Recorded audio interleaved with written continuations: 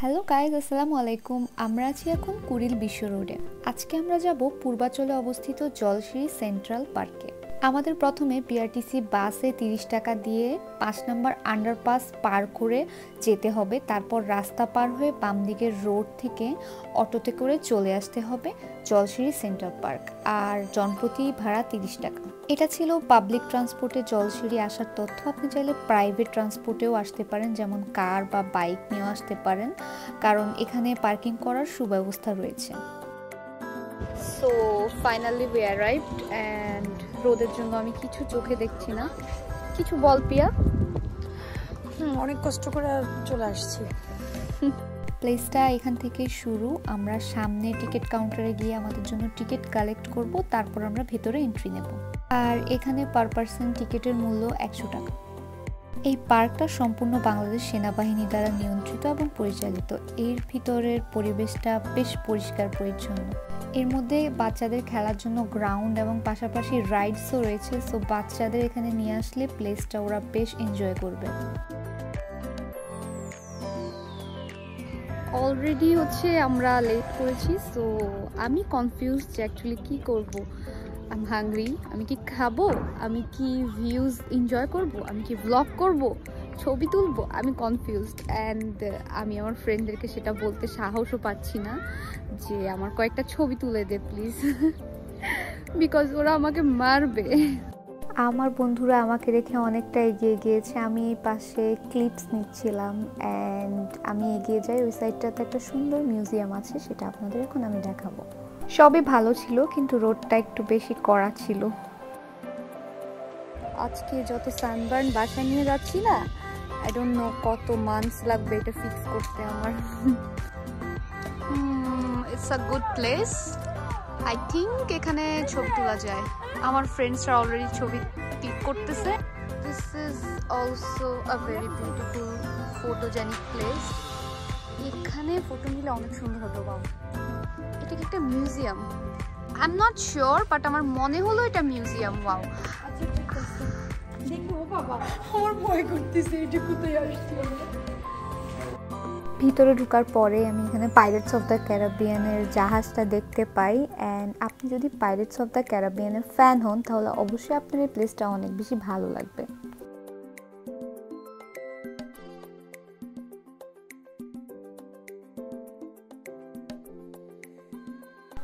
ওদের overall theme অনেক বেশি ভালো লেগেছে আমার, আর ওরা ডিফারেন্ট কিছু করতে সক্ষম হয়েছে। আমাদের মধ্যে অনেকেই রয়েছে হ্যারি পটার ফ্যান। সো যে এখানে আছেন পটার হেড, তাদের এটা অনেক বেশি ভালো লাগবে আমি শিওর। এখানে এমন কনসেপ্টের কোনো কিছু ক্রিয়েট করা হয়েছে, জানলে আমি ওই টাইপের কোনো আউটফিট পরে আসতাম ফর ফটোশ্যুট। এটা দেখে আমার পাইরেটস অফ দ্য ক্যারিবিয়ান মুভির কথা মনে পড়ে। ওখানে এভাবে জুয়েলারিতে হাত দিলে ওদের যে বদ আত্মাগুলো থাকে, ব্যাড স্পিরিটসগুলো, ওগুলো জেগে ওঠে। আচ্ছা, এই কঙ্কালটাকে যদি আমি হাত দিয়ে টাচ করি তাহলে কি হবে? কি জীবিত হয়ে যাবে?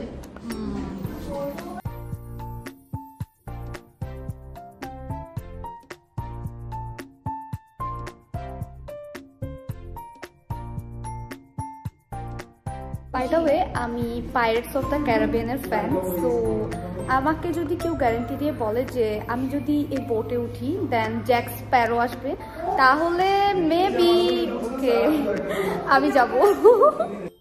The museum was really fun and ওখান থেকে বের হয়ে আমরা এই সাইডটাতে আসি। এই সাইডটা এক্সপ্লোর করতে বেশ ভালো লাগে। দেখতে দেখতে সুন্দর এই ফুলের সুড়ঙ্গটার মধ্যে দিয়ে আমি প্রবেশ করি আর অন্য একটা পাশ দিয়ে বের হয়ে পড়ি।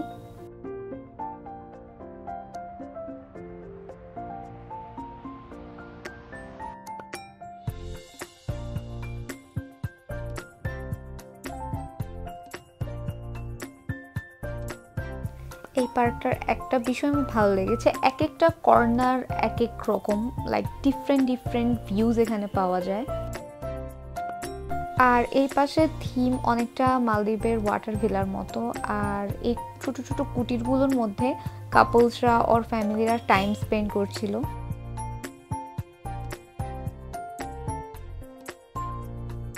আমার অনেকটা ফিল হচ্ছে যে আমি মালদ্বীপের ওয়াটার ভিলাতে আছি। রোদটা বেশ কড়া থাকাতে অনেক গরম লাগছিল, কিন্তু এখানে অনেক বাতাস, এই মিষ্টি বাতাসে শরীরটা জুড়িয়ে এলো।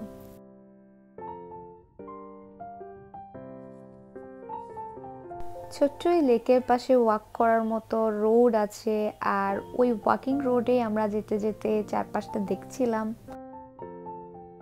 পার্কের ভিতরে পরিবেশটা আমার বেশ ভালো লেগেছে। লেকের পাশে যেমন বসার মতো স্পেস ছিল, প্লাস এই সাইডটাতেও কুটিরের মতো সুন্দর করে সাজানো প্লেস ছিল, সেখানে সবাই সম্মিলিতভাবে বসে আড্ডা দিতে পারবে। আর সেটারই পাশে বাচ্চাদের খেলার প্লেসও ছিল।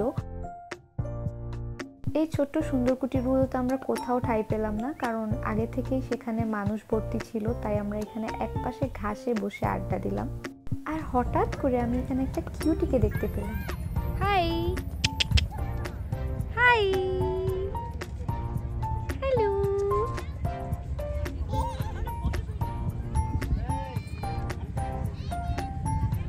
এখানে খুব সুন্দর হিমেল হাওয়া বইছিল, আর এত সুন্দর একটা পরিবেশে কিছুক্ষণ বসে থাকলে প্রাণটা জুড়িয়ে যায়। হ্যাঁ, এভাবে আপনি চাইলেও আপনার ফ্রেন্ডদের সাথে প্ল্যান করে শাড়ি পরে এসে রাইড নিতে পারেন।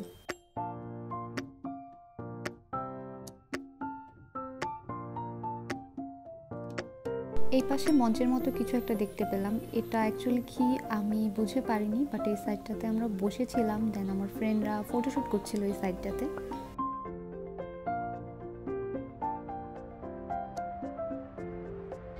I love pets and children. 2 পয়সার পাত্তাও দিল না। অনেকটা সময় এদিকে এক্সপ্লোর করতে করতে হাঁটতে হাঁটতে আমরা ক্ষুধার্ত ছিলাম, আর আমরা রেস্টুরেন্ট খোঁজ করছিলাম, অ্যান্ড ফাইনালি এখানে রেস্টুরেন্টটা খুঁজে পেলাম। এখানে কফি সহ মোটামুটি খাবার অনেক রকম আইটেম আমরা খুঁজে পেয়েছিলাম। ওই সাইডটাও ইউজ করা যায় আর এই পাশটাও ইউজ করা যায়। আমরা এখন এই পাশটা দিয়ে ভিতরে এন্টার করব। Wow, just see the view. Wow, একটু জুম আউট করে দিচ্ছি। এটা হচ্ছে ক্যাফেটার এন্ট্রেন্স।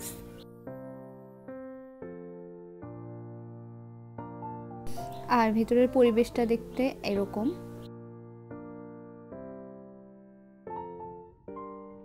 চাইনিজ আইটেমের পাশাপাশি এখানে দেখতে পেলাম আইসক্রিম, কফি এবং পেস্ট্রি সহ অন্য অনেক রকম ডেজার্ট রয়েছে।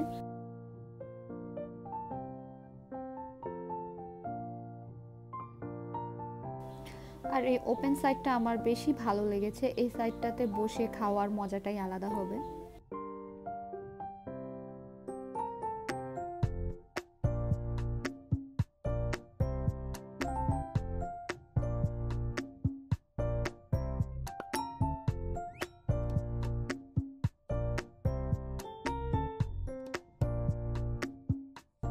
এখানে আমি আপনাদেরকে মেনুটা দেখিয়ে দিচ্ছি। মেনুর খাবারগুলো আপনি চাইলে ভিডিওটা পজ করে স্ক্রিনশট দিয়ে নিজের কাছে রাখতে পারেন। আপনি যদি এখানে আসার প্ল্যান করেন তাহলে এটা আপনার জন্য হেল্পফুল হতে পারে।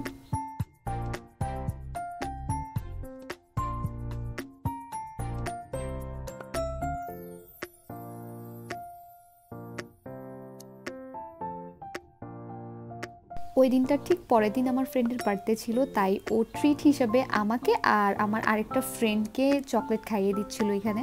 অলসো এখানে একটা চকলেট পেস্ট্রি কেক আমরা অর্ডার করি, সাথে চাউমিন অর্ডার করি, আর ওর বার্থডে স্পেশাল ছিল এই কেকটা।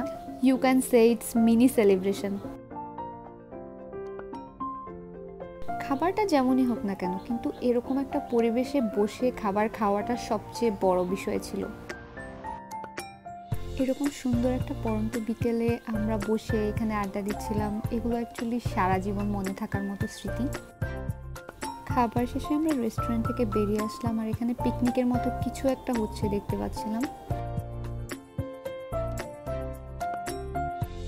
এই পাশটাতে এটা কিসের বাগান ছিল আমি শিওর না, বাট গাছগুলো অনেকটা চা বাগানের মতো ছিল, বেশ সুন্দর ছিল দেখতে। এটা অনেকটাই গোলকধাঁধার মতো, অনেক বেশি ইন্টারেস্টিং ছিল এই প্লেসটা। আমি অনেকটা সময় গোলক ধাঁধার মধ্যে ছিলাম, তারপর উপরে উঠে আমি ফুটেজগুলো রেকর্ড করি অ্যান্ড উপর থেকে দেখাই। উপর থেকে দেখতে অনেক বেশি সুন্দর স্নিগ্ধ লাগছিল জায়গাটা। এর কারণ হতে পারে সন্ধ্যাবেলা মানুষের ভিড় কমে যাওয়া আর সন্ধ্যার স্নিগ্ধ মায়াবী পরিবেশ, দুটো মিলেই এই পরিবেশটার সৃষ্টি।